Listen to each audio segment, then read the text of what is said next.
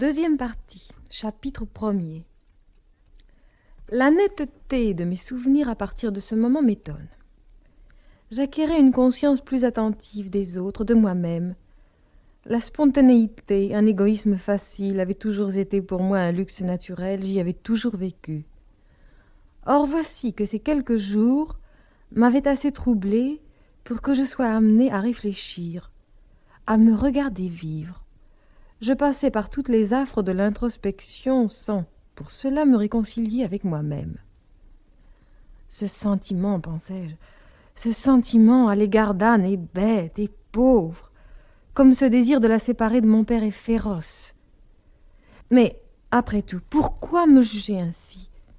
Étant simplement moi, n'étais-je pas libre d'éprouver ce qui arrivait? Pour la première fois de ma vie, ce moi semblait se partager, et la découverte d'une telle dualité m'étonnait prodigieusement. Je trouvais des bonnes excuses, je me les murmurais à moi-même, me jugeant sincère, et brusquement un autre moi surgissait qui s'inscrivait en faux contre mes propres arguments, me criant que je m'abusais moi-même, bien qu'ils eussent toutes les apparences de la vérité. Mais n'était-ce pas en fait cet autre qui me trompait? Cette lucidité n'était-elle pas la pire des erreurs? Je me débattais des heures entières dans ma chambre pour savoir si la crainte, l'hostilité que m'inspirait Anne à présent se justifiait, ou si je n'étais qu'une petite jeune fille égoïste et gâtée en veine de fausse indépendance. En attendant, je maigrissais un peu plus chaque jour, je ne faisais que dormir sur la plage, et au repas, je gardais malgré moi un silence anxieux qui finissait par les gêner.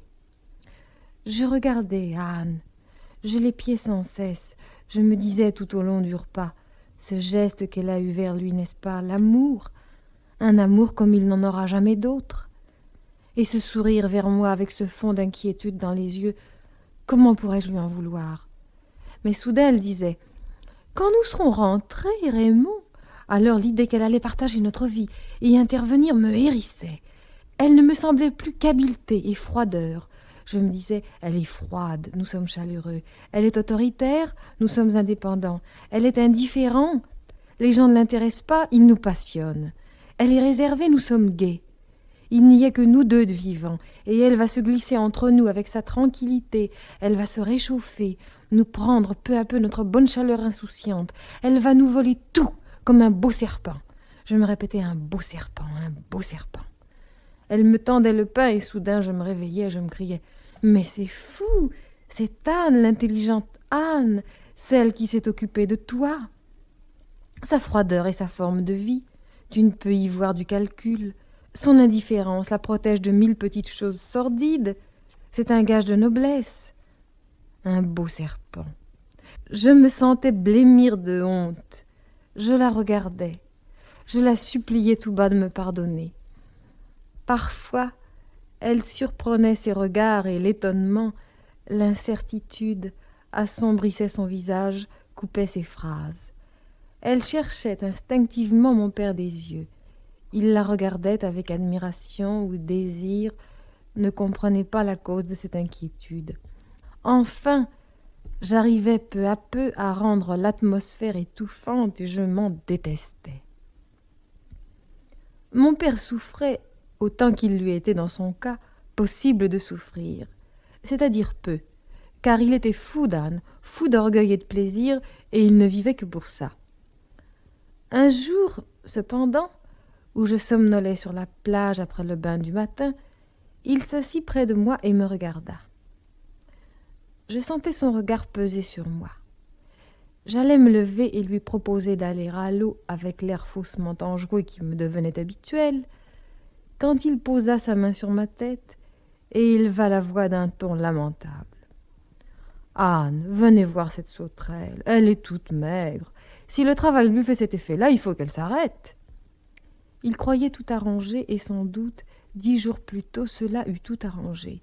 Mais j'étais arrivée bien plus loin dans les complications et les heures de travail pendant l'après-midi ne me gênaient plus, étant donné que je n'avais pas ouvert un livre depuis Bergson.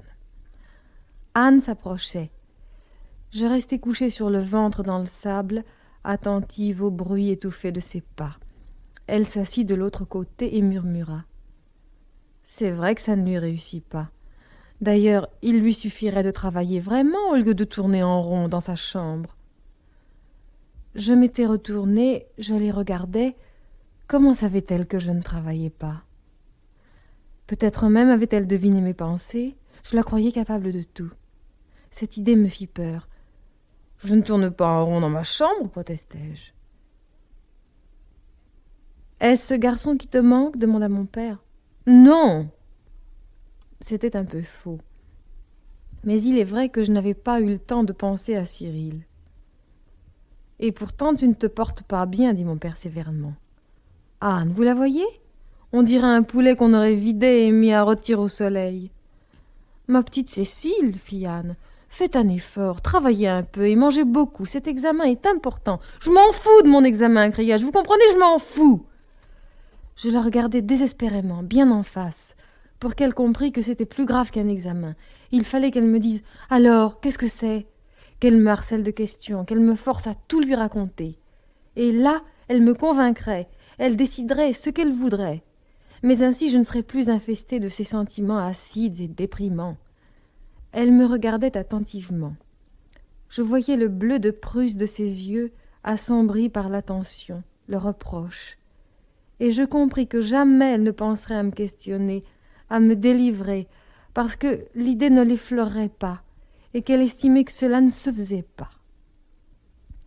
Et qu'elle ne me prêtait pas une de ces pensées qui me ravageaient, ou que si elle le faisait, c'était avec mépris et indifférence, tout ce qu'elle méritait d'ailleurs. Anne accordait toujours aux choses leur importance exacte, c'est pourquoi jamais, jamais je ne pourrais traiter avec elle. Je me rejetai sur le sable avec violence. J'appuyais ma joue sur la douceur chaude de la plage. Je soupirais, je tremblais un peu. La main d'Anne, tranquille et sûre, se posa sur ma nuque, me maintint immobile un instant, le temps que mon tremblement nerveux s'arrête. « Ne vous compliquez pas la vie, dit-elle. Vous qui étiez si contente et si agitée, vous qui n'avez pas de tête, vous devenez cérébrale et triste, ça n'est pas un personnage pour vous. »« Je sais, dis-je. Moi je suis le jeune être inconscient et sain, plein de gaieté et de stupidité. »« Venez déjeuner, dit-elle. » Mon père s'était éloigné. Il détestait ce genre de discussion. Dans le chemin, il me prit la main et la garda.